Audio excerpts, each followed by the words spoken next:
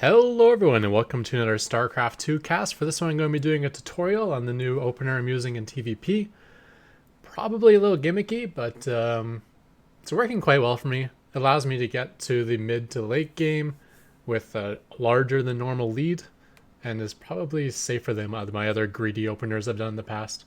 So the way I get ahead is actually going to be by shutting down my opponent's expansion, or at least delaying it for a good portion of time. So before our first worker finishes, we're going to send out an SCV and then depot. And this SCV is going to build a barracks on the route to his base. Try to build it somewhere, or obviously build it somewhere that's not in the path of the scouting probe. So the scouting probe would be going this way.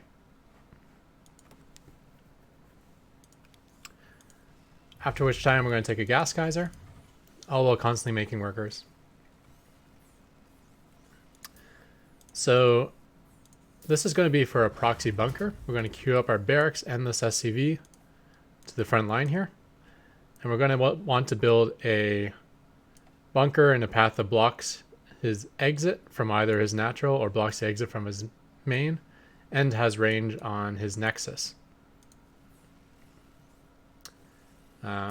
Second depot, you can kind of build whatever. We have the money for it. We're not going to be supply capped. And then once the barracks is down, we have 100 gas. We want to build a factory to finish off this wall. The barracks done. It's going to be orbital, marine.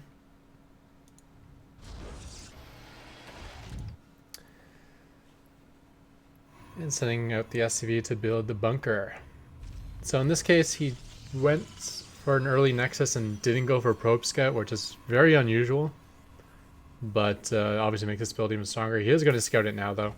Had he not scouted it, you could actually wait for the Nexus to finish before you put the Marines in here to start attacking. Anytime I see a Nexus here, I want to pull more workers, which is what I'm doing. I think 3 is a good number. Any more than that, you'll probably hurt your own economy too much to make this lead worthwhile. And especially since he threw down a second pylon, I want to commit to making sure I can take this down.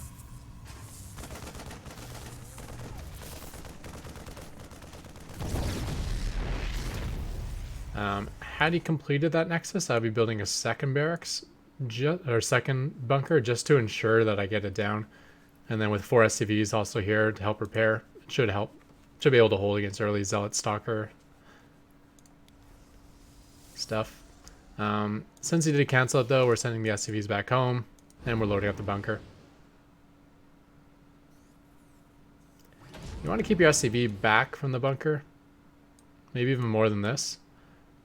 Like if it's back here, it still sees the bunker. If the bunker gets attacked, he'll move forward to repair. But also being far back means he can't just walk out 2 stalkers and quickly snipe this and not even lose a stalker in the process. So we want to make non-stop marine production from here. Get the first 4 in this bunker and then queue up the rest back home. With my factory, I'm making a widow mine.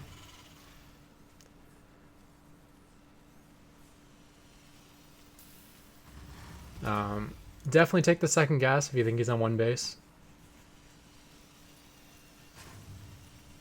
And then I'm also going to want an engineering bay and tech lab.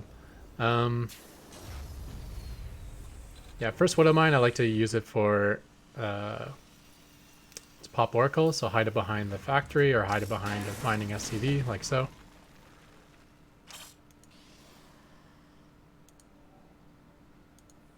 Once the factory's done, we're going to be making a siege tank and a starport. Bunker at home is a little late, but you could have had this up earlier. Around this point in the game, you may want to consider just abandoning this spot. Pretty soon he's going to be able to walk down this ramp and bust out, or maybe he's skipping it entirely with War Prism. Either way, having these Marines here is not that helpful anymore. So we're still going to send these Marines home, get the salvage on the bunker, and keep an eye out for his expansion timing with this SCV.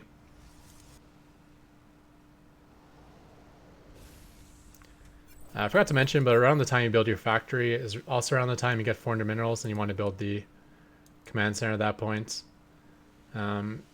had he been one basing, like if he never placed a nexus here, I guess I never mentioned this, but say you arrive and there's no nexus, you still throw down the bunker just so he can't take a late one. But you got to keep in mind, okay, he's probably one basing.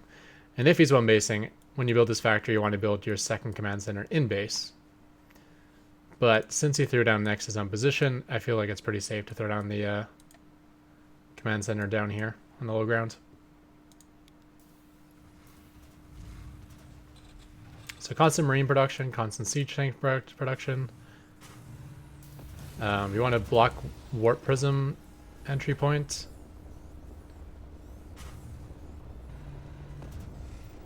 And I'm even thinking about blink now. This would be the blink spot here, so you probably want to, or maybe even here, blink up. So I'm creating a sort of a wall off down there, and a bunker on the high ground here would be nice. Looks like he did go Oracle though. I'm not sure if I got to scout in this game or not. A couple depots in the front.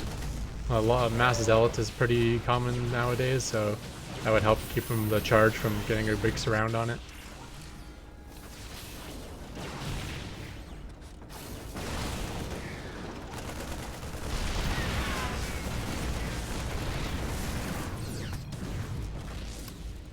And that's going to be it, because it was a one base build.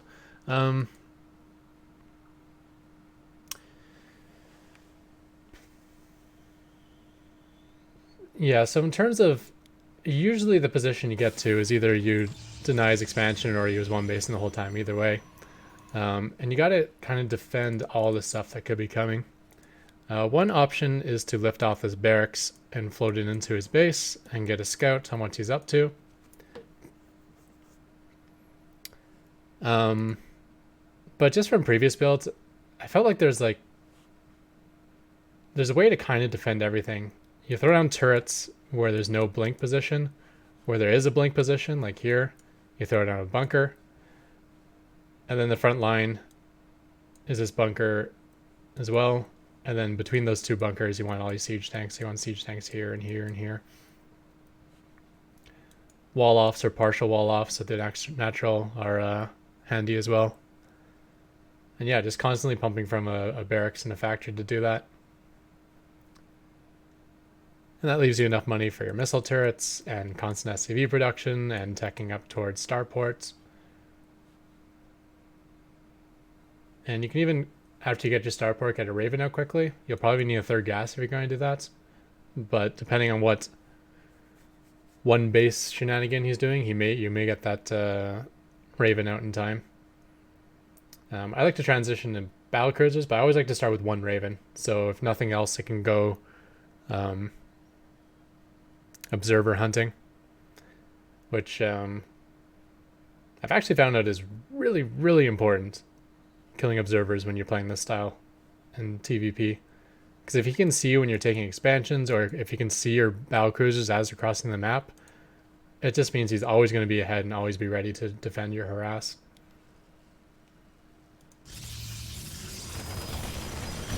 Okay, so let's load up one more replay.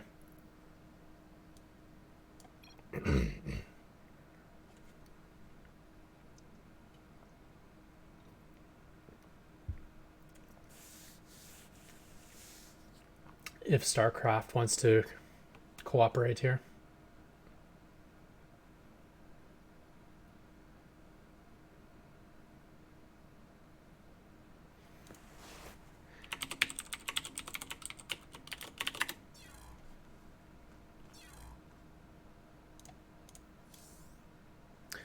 Okay.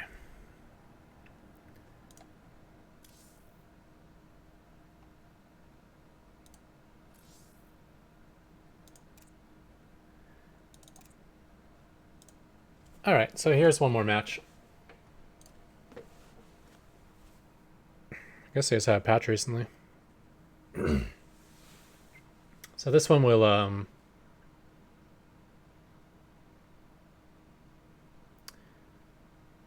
you'll be able to see the opener once again, and then also the follow-up, what I like to do mid-late game. I believe. I don't remember this replay, but said 23 minutes or 26 minutes, so we get to see the follow-up. So again, setting on SCV somewhere before the first one, and then the first one builds the depot. On this map, you don't have to worry about your SCV pathing because your SCV will travel this way across the map if you're looking at the mini map. Whereas his probe, if you right clicks my base, will travel this way across the map. It's like mirrored ways across the map, but they don't follow each other's path. So anywhere to build a barracks on this path is fine. But basically throw it down as soon as this depot is done. And then we're going to take our gas geyser. Just a little late. You want that first factory unit out before any sort of cheese can hit, like Proxy Oracle. So it looks like this opponent's gone for a double gas opener. Has not taken his natural.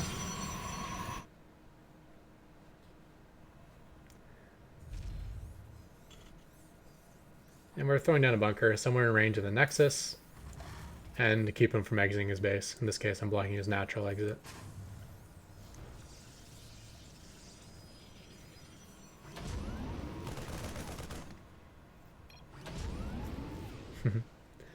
Apparently he wanted to expand. No, he can't. So throw down a couple more gateways instead.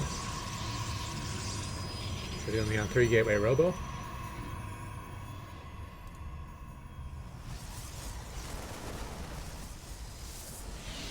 Oddly enough, when you do this, very often the Protoss will throw down shield batteries as ramp. Because something about like a proxy bunker makes him think he's getting all in, even though this is just a delay tactic. So once this is done, I'm going to send my Marines home. I did not bring out ever extra SCVs. Because he didn't attempt to take the Nexus.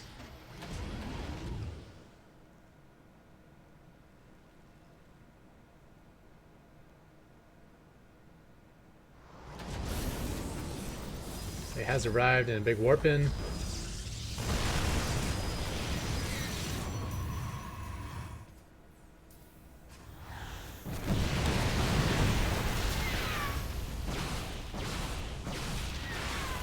Bringing everything to my base, so we're gonna pull the SCVs. I was able to snipe the warp prison, which is nice, so once I can get rid of his high ground vision, that's it for him. At least for a little while.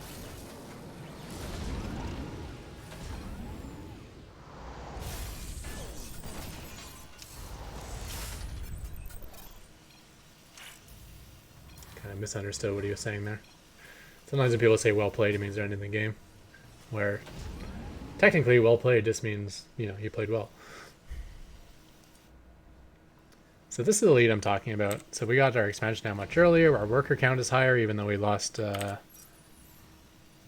9 workers.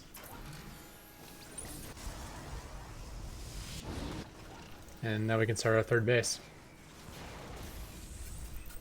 Just taking up towards Starport, constantly making factory units.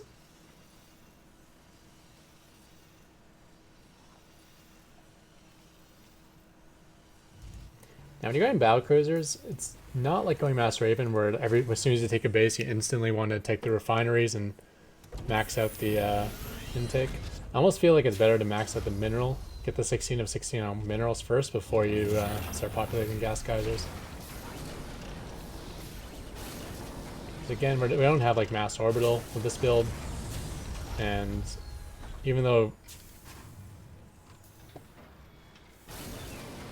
Battlecruisers are gas intensive, they're not like Raven level of gas intensity.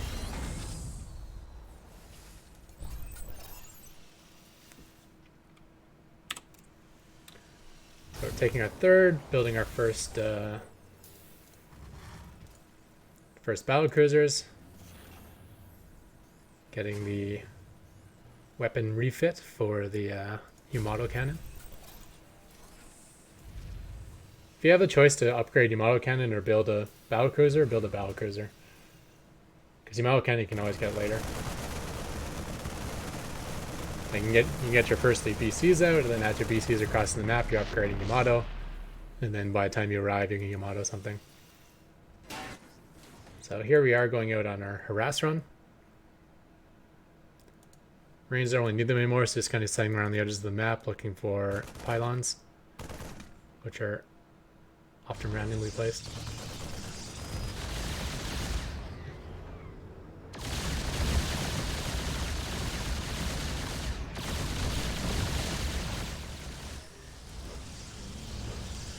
It's got 10 stalkers inside warping finishes.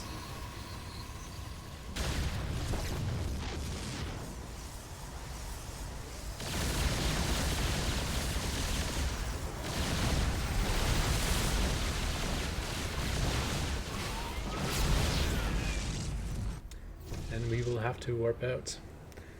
Something you can also do with minerals is build widow mines. Before you max out, you're pretty weak. And it just sucks to die when you're not maxed out and you have like a couple thousand minerals in the bank. So you can turn those minerals into widow mines, and then once you do max out, you can start getting rid of the widow mines in various different ways. So the idea is like we send out our battlecruisers, we harass, when his army arrives you motto, and we blink away. And then you just kind of rinse and repeat.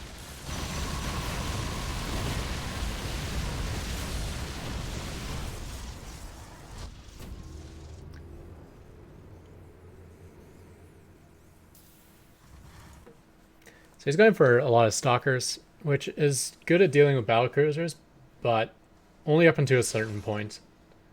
Like, these will be ahead on upgrades, they build faster, they're lower tech, and they're pretty good against air, especially armored air. But 6 supply of stalkers is 3 stalkers, right? I think. Yeah, it's 3 stalkers. And 3 stalkers cannot kill 1 battlecruiser, which is also 6 supply. So once we both max out, he's going to be in trouble. This is why I like to build the Raven, which I didn't do this game. Every time I move it, I'm crossing over an observer and getting spotted.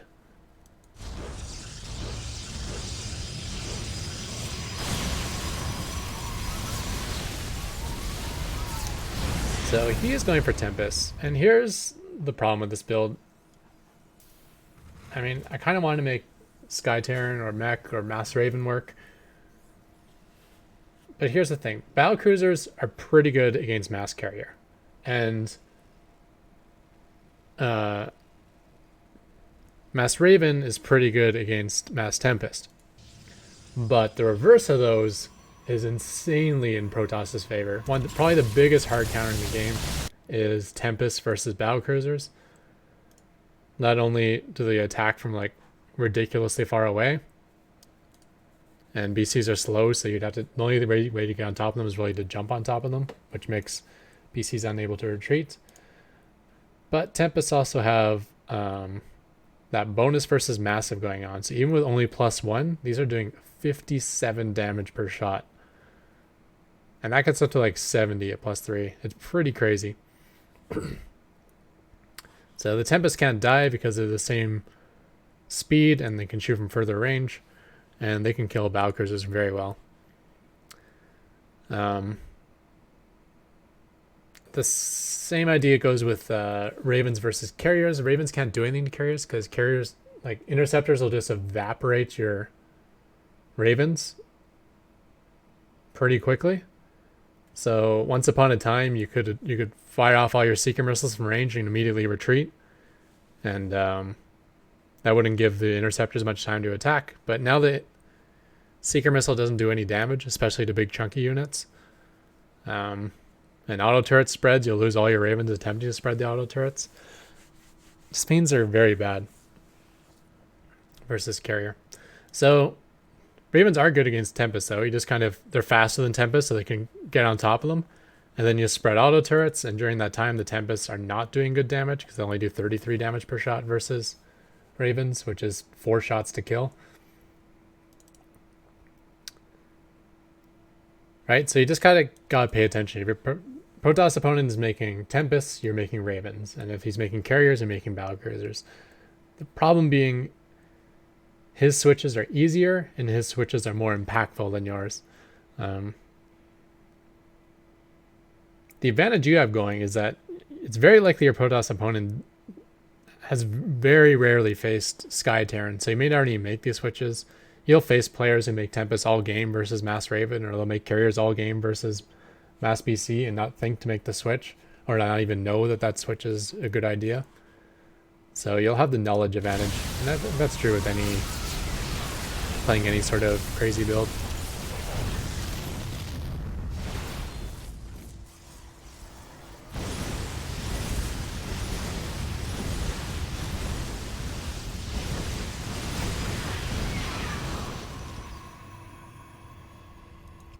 Always trying to expand. These games go very base tradey, and in base trade sort of games, it's always nice to have more and more expansions, because you'll expect to lose a bunch.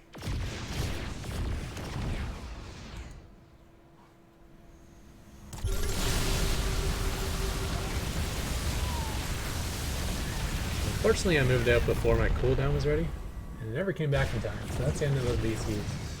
But we'd seen a Tempest for a couple battles. We were not making more Battlecruisers at that point.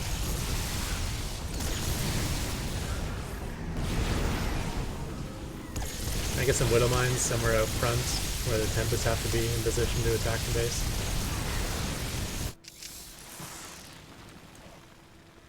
Here for the intercept in case we push them back. And eventually we're going to attack into this. Now Tempests aren't that great for killing structures too, so you can just kind of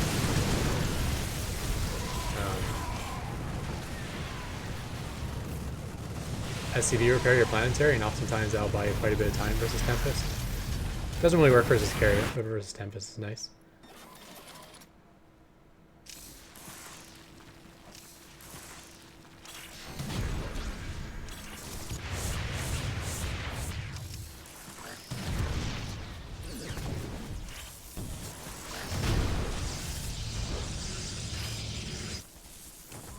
Trying to throw away these units. Still had a couple Marines.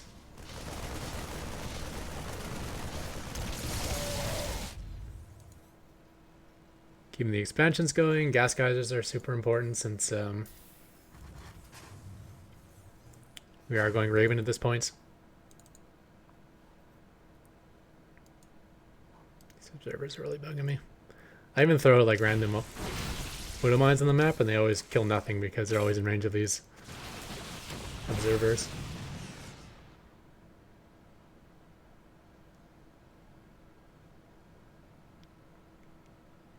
So our mass expanding has paying dividends here. We do have a lot more bases than them.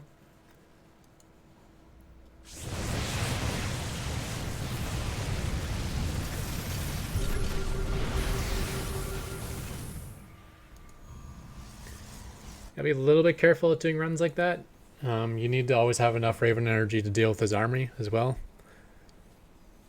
So if you go spending all your energy on harassment runs, then yeah, you injure his economy, but then you can't deal with his army anymore, which potentially could just end the game for you.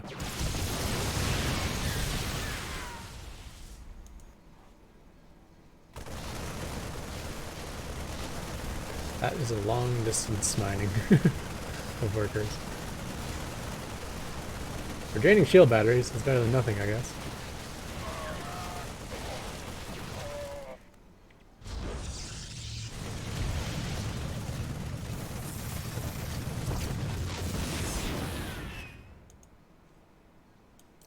They missed a fight there.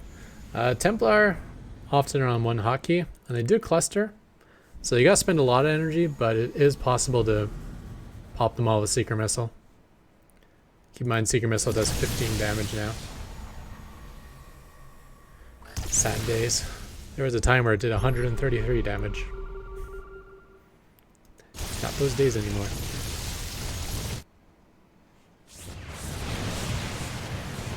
It still doesn't bother me as much as the nerfed auto turret right now.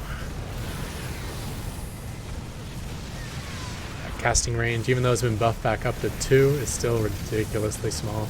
It's really hard to spit out a bunch of auto turrets quickly.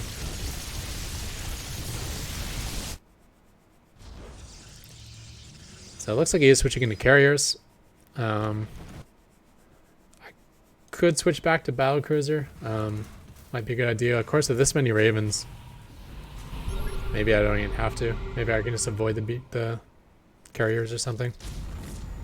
If you catch them clustered enough too, you can Seeker Missile, but you gotta make sure you got them clustered like that. Okay, we just destroyed all the 2 carriers. That was pretty good. Looks like our Ravencloud took a big beating as well, though.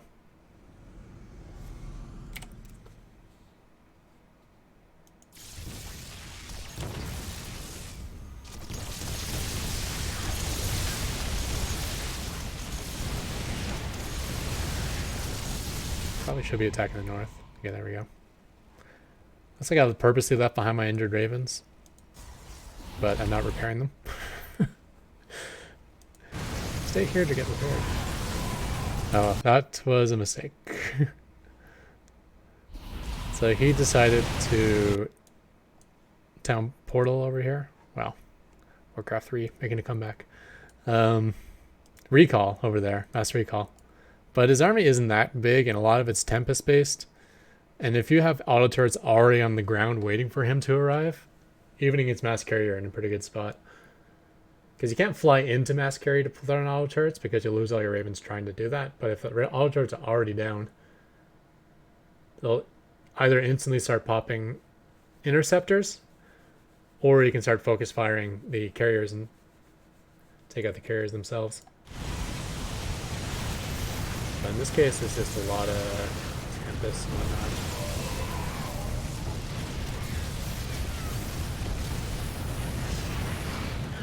That is going to be GG.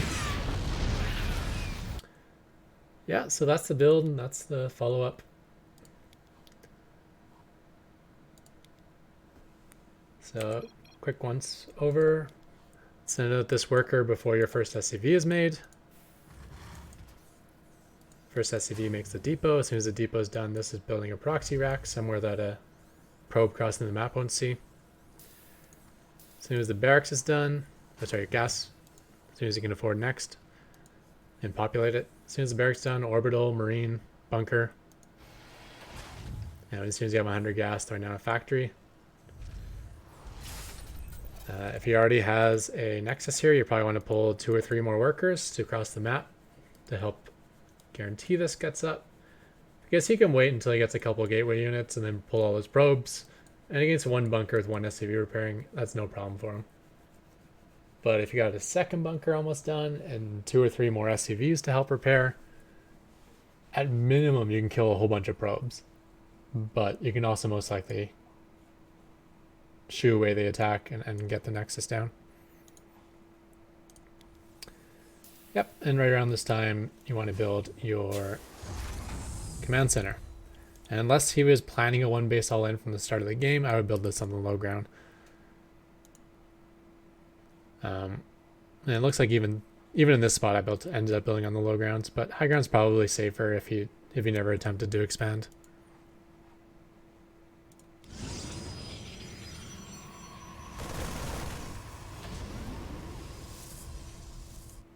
This barracks is building non-stop marines. Once there's 4 in here, you start queuing the other ones back home. Bunker at home. When the factory's done, we're going to hide a widow mine, and then start tech lab and siege tanks.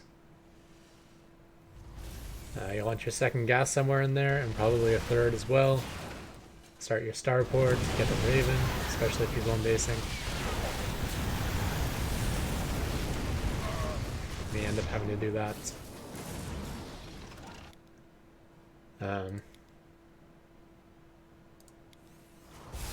Yeah, definitely second gas after this command center. And then yeah, factory makes a widow mine, then non-stop siege tanks. Barracks makes non-stop marines. You may have to float it home at some point. And then you want an engineering bay, and you want a missile turret off the blinkable entrances. What did I just do?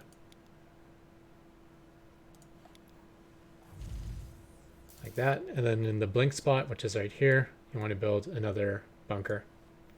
And then siege tank somewhere in between, like here, here, here, here.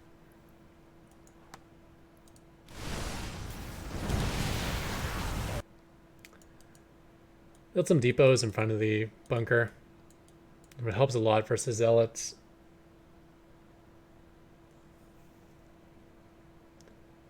And where a stalker can stand here and shoot that outside the range of the bunker as soon as a siege tank is out. I'll be able to handle that.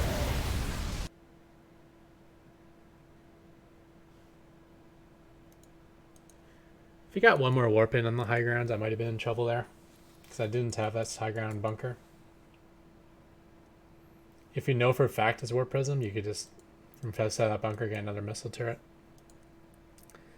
But where this high ground touches the low ground is not only a zone that's where you can blink in, but it's also a zone where you can have a unit on the low ground shooting to the high ground, taking out the missile turret.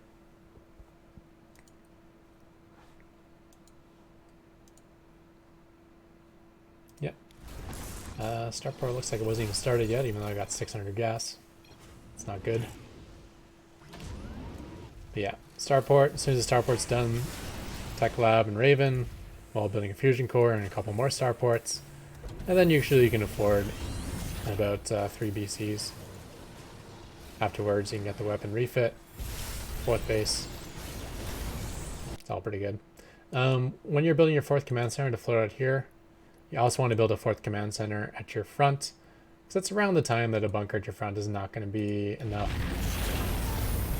So your planetary, both your 3rd base, and your natural. And with a handful of siege tanks, it's pretty good. You'll have some marines to do something. Maybe your first battlecruiser will be out. Maybe you have a couple auto turrets. You can handle some pushes.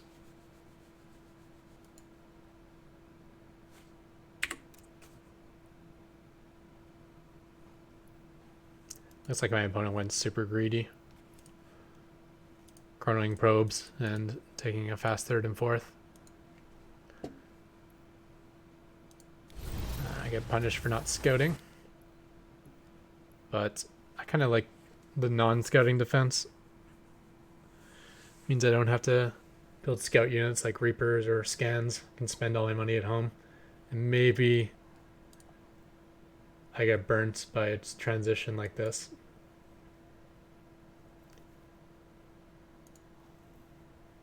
Well, that's okay. Even though he has a slight worker lead and he's got his 4th quicker than me, I'm still ahead. Just because I've probably mined more up to this point. Like if you look at the spending tab, I've spent more. And we have a very similar bank. So he's got 350 more banked. But I've spent 1,500 more, right? So that means I've mined 1,000 more resources than he has. And I've also lost less than he has. Yeah, so maybe down the road this 4th base will pay off. My BC route already started and that's taking this 4th.